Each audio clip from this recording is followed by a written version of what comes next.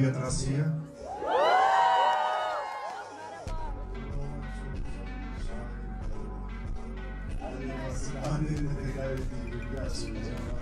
Muazzam bir kalabalık karşılığında.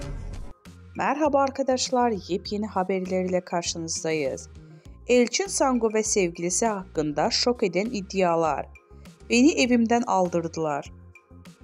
Sosyal medyada hesabından Sihirbaz Bayan adıyla gezi videoları çeken Ceren Yılmaz, Elçin Sangu ve sevgilisi Yunus Özdiken hakkında şok eden iddialarda bulundu.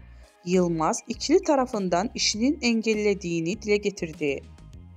24 yaşında kendi başına bir şey yapmak istiyorum diyen Ceren Yılmaz, ikili tarafından işlerinin engellediğini söyledi.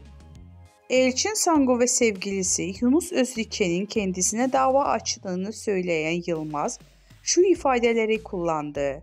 Görüntü davasıyla ilgili bana bir kağıt geldi. Türkiye'ye çağrılıyorum ifade verebilmem için.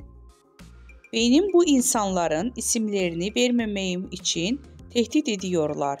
İşlerime taş koyuyorlar.